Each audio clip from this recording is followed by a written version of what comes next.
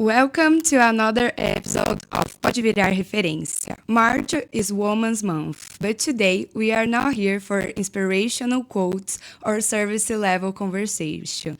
We are here to talk about real trajectory, real decisions, real courage. What happens when a woman decides she no longer wants to be invisible and chooses to become the protagonist of her own story? Today, I'm honored to welcome Tati Rainer, career and interview coach, LinkedIn mentor, founder of the From Invisible to Top Choice method. With over 30 years in corporate accounting, 17 consecutive job offers with zero rejections. A wife, a mother of two, building a business between Canada, Brazil, and United States, and now stepping fully into entrepreneurship. Tati, it's such an honor to have you here. Well, thank you so much, Julia. It's my pleasure to be here. And thanks for invitation. Uh, no problem. And Tati, you spent 3 decades in corporate. At what point did you realize that what felt natural to you was actually a repeatable method and could become a business? That was a friend, actually. I've been in corporate accounting for 30 years. This year, celebrate that. And I was tired of politics, corporate accounting, and I said, I want to do something different. And then she asked me, what do you do best? And I don't know what I do best. And, wow, you change jobs like you change your clothes. Every time you say, I'm bored, I don't see challenge, boom, you've got a job. So then I said, but everybody can do that. Everybody can do an interview. And then my friend stopped and looked at me. Are you crazy? I'm afraid. Everybody's afraid. So then I realized that I had a gift. I didn't know up to that point. For me, everybody was able to do that. And that's how everything started. This is so nice. And did you ever doubt whether you were qualified enough to teach what you knew? What do you think Uh, about it? I was actually talking about this last night. Say, am I really doing this like for others? Uh, the imposter syndrome, everybody has that. Doesn't matter how long you are in any relationship, like anything you do. But then I also have to think, wow, I have a living proof that works. And my clients also has results. And when I talk to them, they say, you changed the way I live my life. I have a client that said, I hired a executive coach and I got like a life coach all together. So it's very unique the way that I do things, and they can see in my clients. It's I don't know. I'm It's our speechless when it comes purpose. to this. That's nice. And many women feel they need one more certification, one more validation before stepping forward. Did you experience that? How was for you? Uh, when I go like for a career, for example, and it's proven, you have the job description. A guy, they read the 3, 4, 5 bullet points. Oh, I have it. Boom, they apply, and they didn't even read the rest. The women, they read the whole thing, and if they don't have the last one, they don't apply for it. So just right there is a very big difference between how we are perceived. So then, yes, sometimes I think, am I qualified? Do I need something else? And I actually I do need. I think like I forever a student, so I'm already thinking about okay, what I'm gonna do next to bring more insight to my clients to help them get even faster results and faster new jobs opportunities. So yeah, I think you always need to keep. If you don't keep learning, you are left behind. And one thing that all my clients are complaining now, for example, it's AI in the job search. That nobody Yes. saw coming, and they have to adapt because if they don't, they are out. Perfect. And decision internally is one thing, and action on is another.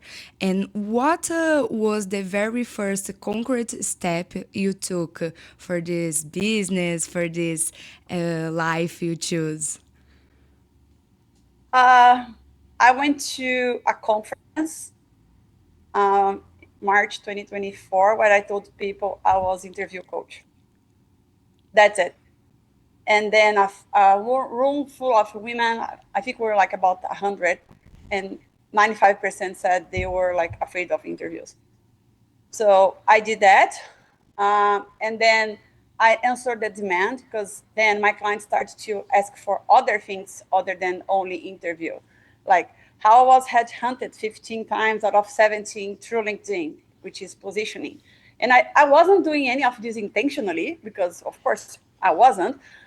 But then I realized that was the difference between me and everybody else. And then when I say about certifications, for example, I'm a controller in a Canadian company, and I don't have my CPA, which is the the certification that we have in Brazil as well, CRC. And then someone asked me, "Oh, I don't have the certification, so I think I'm not able to get a job." And I said, "Well, everything comes to how you tell your story and how you prove to the person who you are interviewing with that you can do the job. Because all these jobs that I got all of them require this CPA certification, and I don't have it."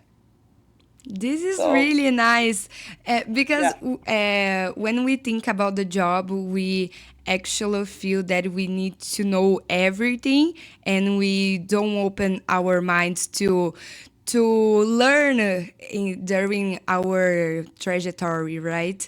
And yeah. did you leave corporate immediately or build it in parallel? Your business, because sometimes we have some doubts. Uh, do I stay here or can I leave my job? What did you do?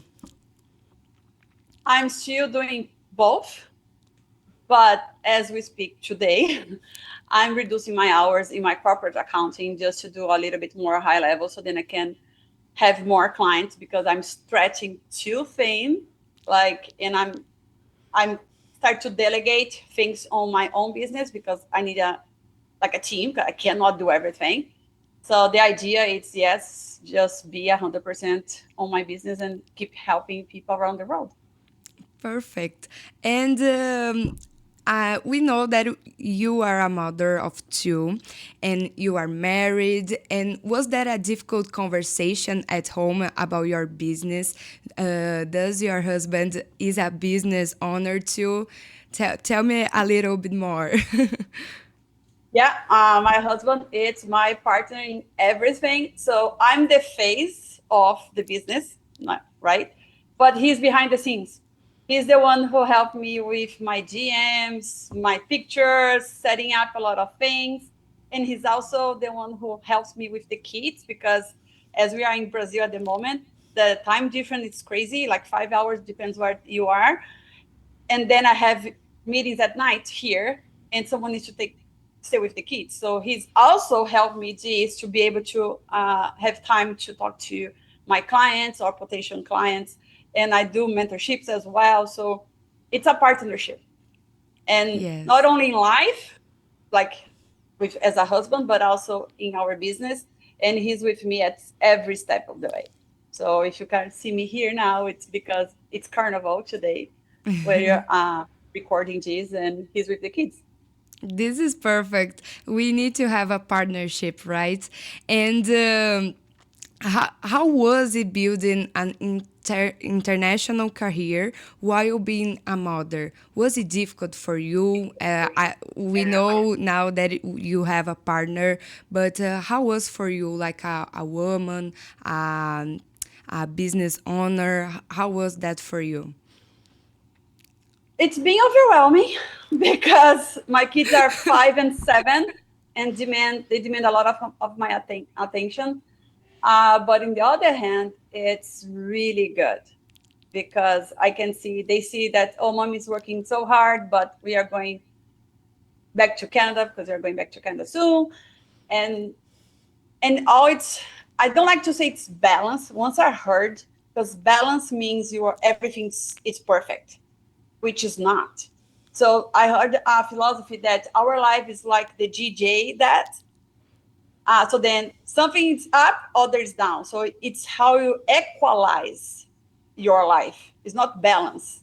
And I heard that a while back, and I said, that's true. We can, because if I'm too much as a business owner now, because I put a lot of effort, something has to fall back. It's impossible to have everything the same plate. So sometimes what falls back, it's the mother side. But luckily me, I have a hand that's stepping as a dad side. So that's the equalization. And I think that when we have this realization, change how you perceive things, because I was like, oh my God, I'm a bad mother because I don't have time to my kids and I don't have the time to my clients. And I was like, okay, just stop, because it's a phase. And of course, when we started, you need to put a lot of effort. But what I do is when I'm with my kids, I'm with my kids. So it's the quality time we spend together than like the whole day or two, or not. This is nice because when we talk about balance, it's we don't talk too much about the real balance, and it's more about constant adaptation, because sometimes you need to focus more on work, sometimes you need to focus more on family, and you need to see your priority in the moment, right?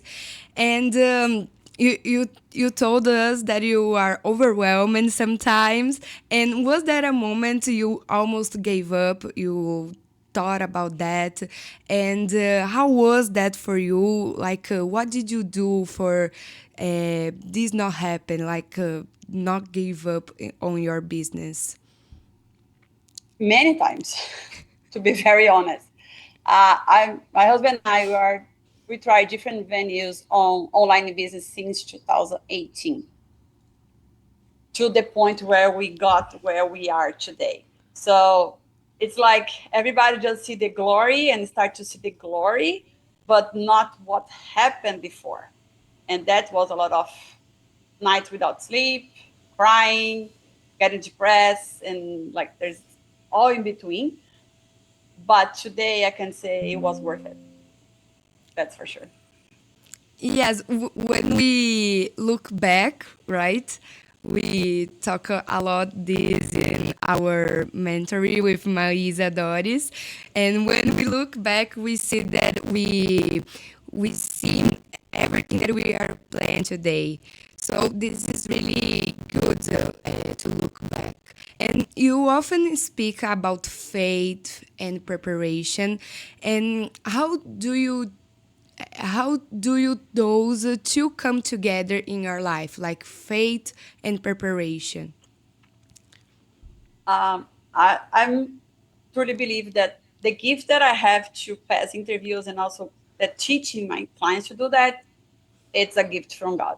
I realized that. And it was funny because I tried different things when I start to be like an interview coach. When I decided to do that, I tried to go to the Brazilian market, but then that didn't work well. And then once I really stop and listen what God was asking me to do, I shift back to Canadian and US. Of course, I have Brazilian clients, but they all live in Canada or they all speak English, right? So then when I really face that and start to listen what I should be doing this life here, then everything starts to unfold in a way that I can't explain.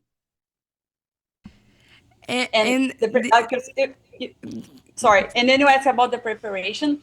So my goal is every time I go to a call, doesn't matter if the person close with me or not, is to leave them better than they come to my call. And that's what I heard yesterday. Someone told me, you just put a smile on my face. this is So beautiful. yes. It's So it's more than, meaningful.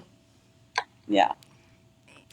And I And truly bring that to my coaching. I pray before and I pray for my clients to get the interviews and do the right thing. So it's for him, it's only for really him. nice because when we find a purpose and we do something that uh, we we we think like, oh, I couldn't charge for this because I do because I like, because I do every day and it's easy for me. It's from God, right? We Yes. think a lot of this, and we do with love, with we do care for our job. And I see a lot this in your business. It's really nice. And thinking about the faith, when was the moment you needed more faith than certainty?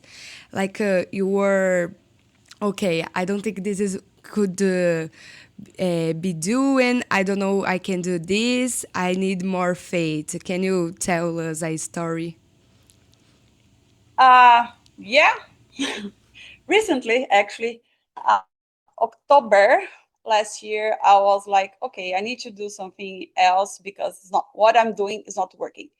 And that's when I keep telling we need mentors and coach because I am good in one thing, like coaching, LinkedIn, interview, but I'm not good for how to create, like, for example, in my case, it was like my sales, funnels, all that stuff.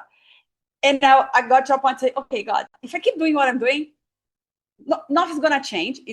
So the same goes to anyone. You need to do something different because if you train doing the wrong thing, you're going to get the wrong results. So then, so I pray for that because I was like, okay, I need to do something. And then God answered to my prayers. He brought someone that it's actually helping me hold my hand every step of the way, which I do the same thing, and I'm seeing the results. So in November, December, January, in 3 months, I see results that I haven't seen the last 2 years. So when I tell people having coaches, mentors, it's the shortcut that everybody wants, the quick fix, which there's nothing quick about it because you have to put a lot of work, but you don't have the roadblocks and you have someone who did what you are trying to do, which is going to shortcut your journey. So that's why I say, if it wasn't for God that day, like October, I'll probably not be talking to you today.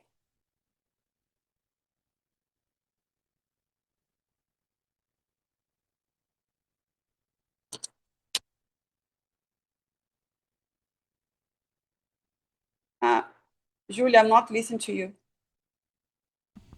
Sorry, I was mute. Okay.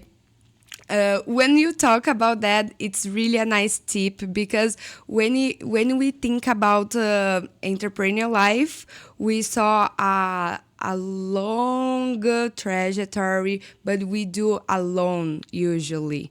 And when you talk about mentors, it's really nice to have some questions answer and do some I don't know, activities that you could do not alone. So I really like this tip that you told us. And talking about more LinkedIn strategy, visibility. Today, if today's woman feels invisible in her career, where should she start? Because when we talk about women that are looking for jobs, sometimes we need to be more pretty, more smart. We need to do everything more. And you told me this a time ago that we need to have more things in our curriculum, in our LinkedIn. And where should this woman start? Because there's two things on LinkedIn, but they can also feel invisible on their career inside any company. So on LinkedIn, you need an optimized profile, which means a nice picture, a banner, a headline that tells who you help, how you help, and the kind of results you bring, and an about section that tells your story in a concise way that makes people to stop and read through it. But everything is like, think LinkedIn, the the first part as your business card. If you catch someone attention, they're gonna read your about section. If not, they're just gonna scroll past. So start with that. And also position you as the expert. We all are expert in one thing. We are all unique. We bring different skills, expertise, and especially for someone that's like moved to another country. I heard this a lot. Oh, should I keep my experience? Should I not? And everything made you today.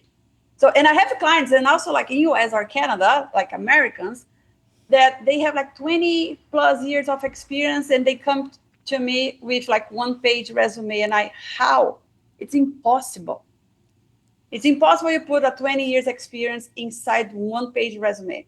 So when they come to me, sometimes 2 pages, and then I gave back them 4 pages. They're like, holy smoke, it's not too much. And no, if you know how to write it in a way that who is reading are really interested what you can bring to the table, no, it's not.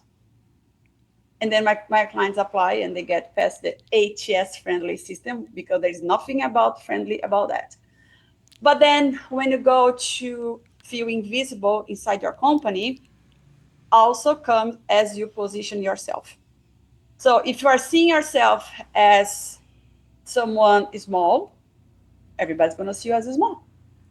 If you see yourself as someone that's not capable of, everybody's going to see you as someone not capable of. So for you to have an idea, I have an executive client now. He was feeling like that, invisible. He didn't know what to do. He was afraid to ask for more, even though his boss was giving him a lot of signals that they wanted him to step up. We did some coaching, 2.5 sections, because we didn't have much time. And he was promoted. So he came from seeing as unseen, as an operational person, afraid to ask for a better title and a better salary. And he ended up with a director title. And the bump of his salary is going to be about, we're waiting, but maybe 40%. Oh my God. And now everybody's seeing him as the leader as he is, but more than that, it's how he's seeing himself. So now when he goes to any meetings, he's not seeing himself as small anymore. He's seeing himself as the executive he is. And that works for men and for women, for both. Because sometimes we think, oh, guys, they have this confidence that we don't. No. And the funny story is, my communication is pretty much with women because, mom, and I like this communication. Most of my clients are men. Oh my God. And Yeah. you can you deal with a lot entrepreneurs that look in the mirror and don't see yourself, right? Like in the position that they want. And how is that for you? Like tell them like you are good, you are pretty, you are nice, and you can do better. How is that for you? Like be a life coach. It's so rewarding because they come to me like feeling down, and then they end up like feeling powerful because that's how they should be. Like, it's empowerment. You have to empower your knowledge, your skills, and embody that because that's who you are. So if I come here and say, oh, Julia, yes, I'm an interview coach, I teach people how to pass, are you going to believe me? No. So it's how you speak, it's the body language. And then they realize that they start to feel like they expand. So I use the term, you own the room, period. So all the mentorship comes to the confidence that's from inside out, and you own the room. Podcast, meetings, interviews, presentations, doesn't matter. Once you know your value, that reflects everywhere you go. So then internally, in your own company, and on your LinkedIn. And I always say that in a job search, the grass is always greener in the neighbor. That's how I got 17 job offers, because I was not stuck in the same place.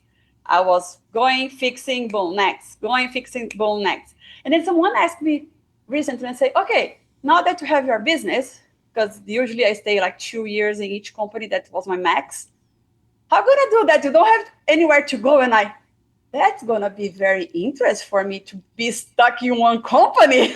so, so, so now I have to also start to think about it, because I have to find my own challenge.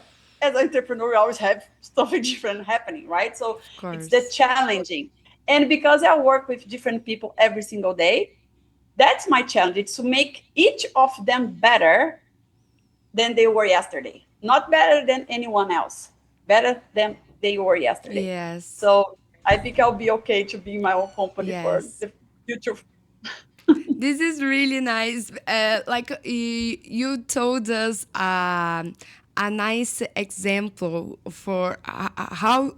w- What do you do in your work, like in practice, right? And what does it mean to turn LinkedIn into a strategic asset? Like when you told us like put everything in your life, your experience in your LinkedIn, but sometimes people don't put because they prefer to be silent and they prefer not to appear so much. What do you think about that? Like, do you think it's a good alternative or not? My question would be, why do you want to be invisible? Because I'm 100% sure they complain about their job. We all do, because there's no perfect job, first of all, but you have to be what's more important for you. What's your values? And I have a phrase that I live by, which is don't live in the comfort of your discomfort. Because either way, you stay stuck where you are or go after your dreams and go after something better, that's gonna hurt. But you have to choose which one you wanna feel. So for me, it comes to the point more the question, why do you wanna be invisible?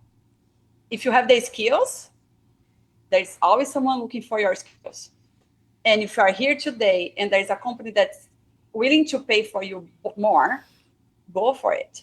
The problem with the companies today, I think it's not only today, but, and we keep telling this, great expert, great professionals, they leave companies because they don't feel valuable. So they come to you and ask for a raise, or they come to ask for a bonus, and then you give them nothing. What do you think is going to happen? They're going to look for a job and they're going to get it. But then look back, okay, now I have to spend money to recruit, which if you get a headhunter, it's about 30% of their annual salary. You have to train.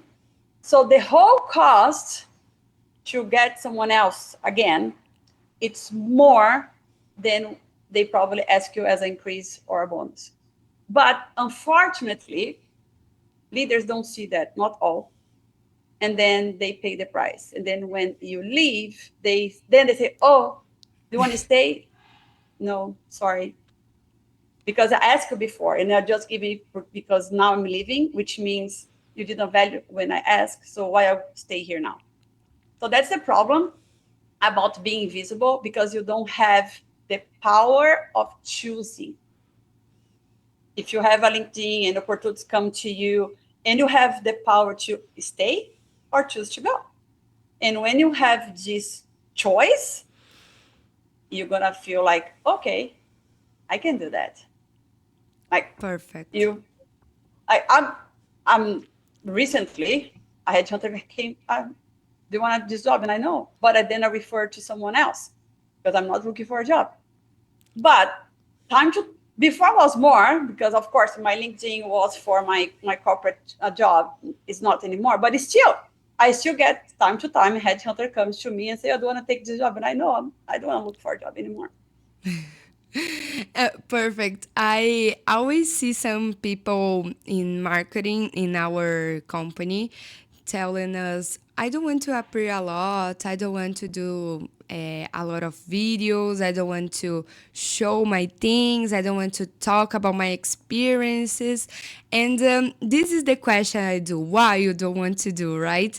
Because it's just gonna be good if everything it's gonna do the plan, like being the plan. But if you don't go to any point, it won't change your life. But if it's good, it will change a lot your life. So I think this a lot when I do my content, when I post something, and it's really deep when we think about that our purpose. So it's a nice tip. And what is the number one mistake you see on LinkedIn? I think you have this question a lot, but what is the number one? I would say having a profile picture that is not clear, doesn't show your face. Like there's some people they have like with sunglasses. I think that's the first. A headline that just says your title, for example, controller. Okay, uh, and the banner behind their picture, it's gray because it's LinkedIn main thing default. Just go to canvas.com. There is a bunch of free banners done for you, and just change that. Because just by doing these small things, I guarantee you're gonna see a little bit more attraction on it. Perfect. And I want to hear more about Tati. You changed of country. You went to Canada. How was that for you, like a Brazilian living in Canada? Uh, did you was it go as good as you think, or it was difficult, was hard? You didn't know a lot of people. How was that for you? That was 14 years ago. So I went to Canada first time 2009 to learn English a month. And then I came back and I told my mom, okay, get ready because I'm going back to Canada in 2 years, which I did. I went back in 2011, but I went by myself. So I met my husband there, but I went by myself and was harder than I thought because I didn't know anyone. And then I was working, funny thing, I got a job that I was account manager for a company in Canada that they had office in Brazil. So I spent 3 months in a row in Brazil when I got this job, which was nice because I was able to see my friends here. But to a point that I was like working 14 hours a day, didn't know anyone, and I decided to came back. So I picked up my friend who decided to move to Canada, and I told her I'm leaving, and she's like, "Are you crazy?" And I, no, I can't. Anyway, long story short, I didn't leave, of course. I stay in Canada, but the most number one difficult for me back then was to get interviews. Funny thing, uh, for a few reasons. First of all, I was an account manager in Brazil already, and then if I was applying for a senior position, I didn't have the CPA, which I still don't have it. And if I was applying for intermediate, I was overqualified. So then I was like telling the headhunters, what are you gonna lose for sending my resume to this position? Nothing, right? Yeah, nothing. Please do it. So when I was able to convince the headhunter to do that, boom, I got the job. So, and I have like some headhunters friend still back in Vancouver, and they say, you are unbelievable. Every time you ask me to do something and I did, you got a job. And I know. So, but that's I think the number one difficult for anyone who goes to another country is this. And you don't have the gold Canadian experience. And then I'm like, how the heck am I gonna get my Canadian experience if no one give me the chance? So that was the most difficult part for me in the very beginning. But then after everything went good, like I built a very good life. I met my husband there. He's Brazilian. You have two beautiful kids, and it was the best decision I did. And yes, I'm in Brazil at the moment. We came here so the kids can grow with grandparents, grandmothers, but we are going back to Canada, that's for sure, sooner than later. And yeah, that's A me. beautiful story.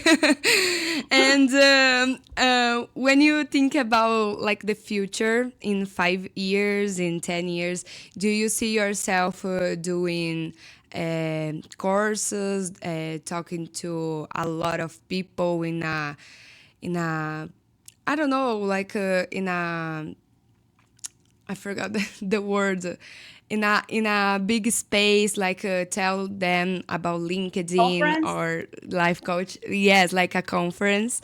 Do you imagine yourself, or do you prefer like one-to-one meetings and do just with uh, I don't know, like more. One-on-one private coaching. Yes, like a more personalized. I was talking about this word, personalized job, doing just for one person, one to one. What do you think about in 5 years in your future? This is like interview question. Where do you see yourself in 5 years? And then everybody tells like a lie. Oh, I see myself here growing my career because that's a lie. But for the first time, I'm probably gonna answer this question from truth. I see myself honestly in a big stage, teaching what I do for a lot of people. My goal is to do a TEDx this year, so I'm working on that. And yes, my one-on-one has a more direct impact, but I think the message that I have to share more, because before I was with my team and then become to my private coaching. And then the next step is going to be group coaching, because that's how you scale anyways. But then go to the next level, okay, where I can people see me, I can see the value that I bring, and the methods that I do works. Doesn't matter where you are in your career. If you use this as an entry level, gonna work as a medium, senior, director, C level. So it's like a trajectory that can be used by anyone and for everyone. Perfect.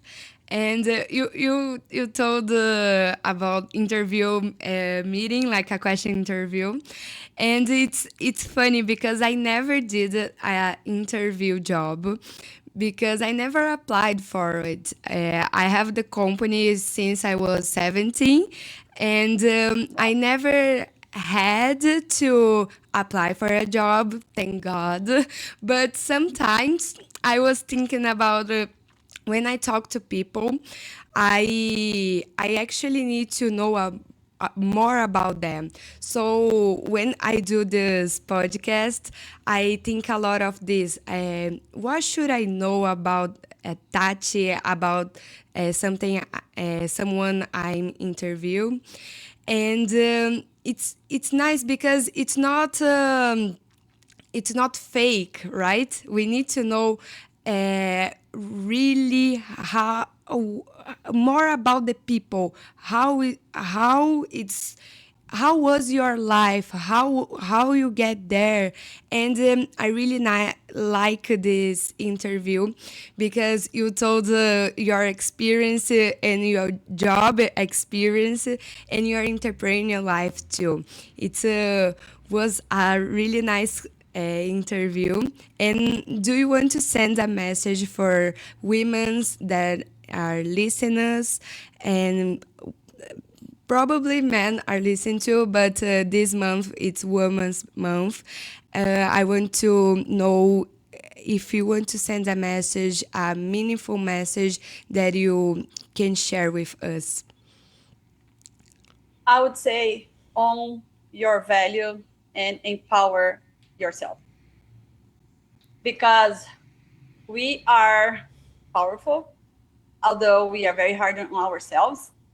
But once you know your story and you really own it and start to share and shine, everything starts to be lighter. So I like to think that we are the salt and the light in this world, and then bring a smile and leave everybody better than when they meet you, because we never know what the person is going through, and a smile can be the best thing for them that day.